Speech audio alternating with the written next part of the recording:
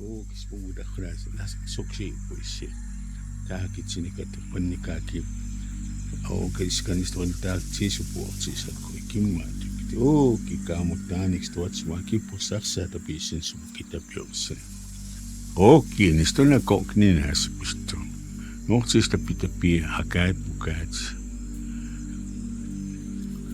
Hello, my name is Francis First Charger, and my Indian name is Owl Chief, Ninas Bisto. And I come from the clan of Many Children. I've been here since 2008, October, about 17 years I've been here. People will say, "You've been there long." I said, yeah, well, they're good to me, I'm good to them too. If they weren't, I wouldn't be here this long. I enjoy working here. And the people are all good to me. Okay, this doing a goat so gasim. My name is Rhonda Crow. My Blackfoot name was given to me, I'm proud to say, by Francis. I'm the Indigenous Learning and Program Coordinator here in the Dhillon School of Business. And I've been here almost 18 years. In January of 2008, we did a Aboriginal student needs assessment where elders were interviewed, students, faculty, staff, just seeing what the needs were of the students. And from that report, there were recommendations. One of the recommendations was that the students wanted to see and have access to elders. Francis is our elder in residence, and he's been here coming on 17 years in October. And shortly after, Corolla came on. And then we called upon Kathy Hunt and Shirley Crowshoe. Nistoakok, Misameniskim, Nitsapi Hikasim. My English name is Shirley Crowshoe. My Blackfoot name is Staksanapskaki. In English, it means Thunderpipe Woman under the sky. The elders in residence, our role is we support the students, we listen, and we advise them and encourage them to, continue on with their studies. And it's not just a prayer, It's sharing our knowledge, sharing our values. I feel humbled when a student will come up to me and trust me enough where sometimes I just need a sounding board. One day, there was a student, when I was going down, we met, and he just hugged me, and he says, "I'm going to come down here to talk to you." And when we rode down, we went to the gathering place. All day, he was with me, sharing what the struggles about school, personal and stuff. And when my time was up, and I told him, "Are you going to be okay?" He looked at me and he says, "Yes." My master's research focused on indigenization, decolonization, and reconciliation. This was a really challenging topic for me. I was the only Indigenous student in my cohort, and at the time they didn't have any Indigenous professors. I was able to advocate for Francis First Charger to be on my research committee. Having Francis sit on my committee provided that support and guidance, and he was able to make those connections, and he made me feel heard. I will forever be grateful for his time and his guidance through that process. I really get the students to connect directly with the in-residence elders, particularly for spiritual support. It really enhances their cultural identity as well. They come to a place of where they actually, really rely on the in-residence elders' guidance. Those students will share from their perspectives and their experiences that really educates myself and my other students. So I just really appreciate that the elders, make their time available to us. Their classroom visits, the ceremonies they bring, the guidance they offer, one-on-one visits. Their words are so powerful. It comes from their heart, their love.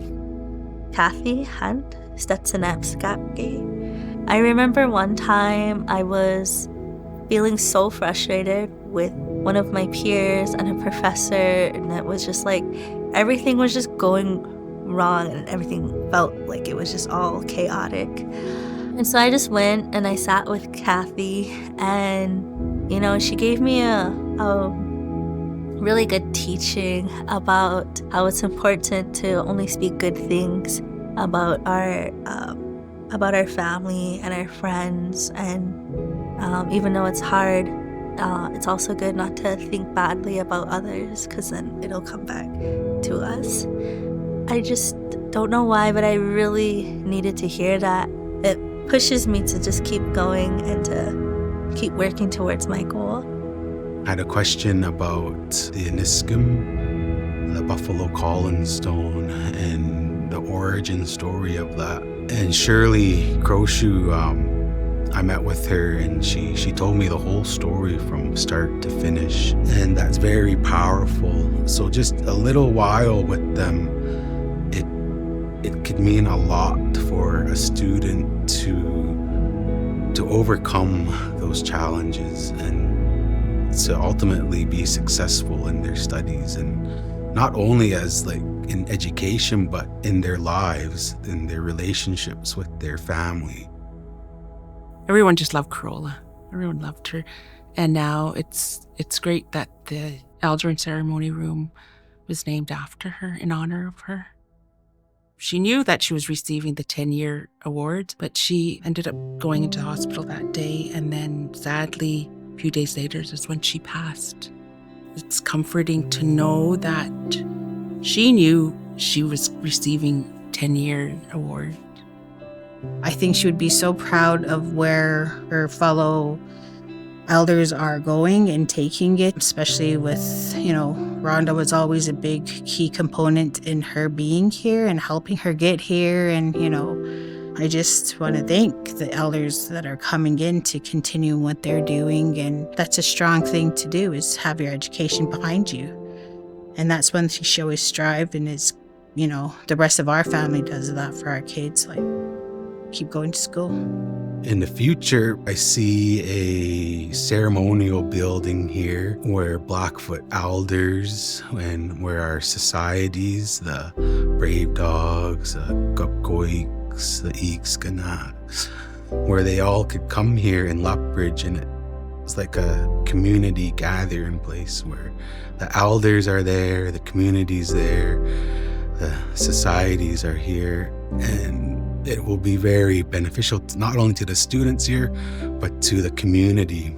Our elders are equivalent to our professors. They are our knowledge keepers, our mentors.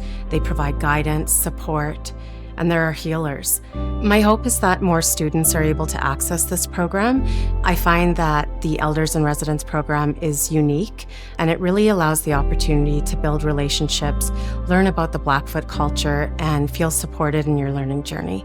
I hope the Elder program, I hope it grows and becomes more accessible to the Indigenous student body, but also community members. And I just can't wait to see what direction it takes. It's really exciting to have that representation and that kind of support for Indigenous people here at the university.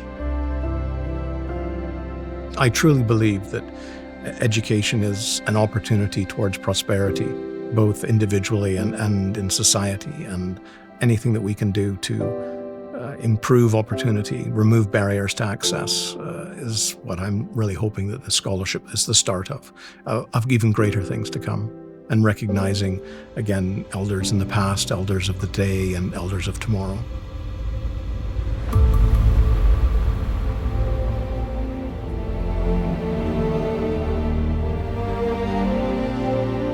I like helping people. That's our Blackfoot way. If someone's struggling, we're there to help them out. But that is our way. That thinking of being an orphan, everything's so foreign. No, not anymore. you come in. Gee, that makes me feel good to see that. The artwork, the showcasing of who the Blackfoot people are, siksikaid sitapi.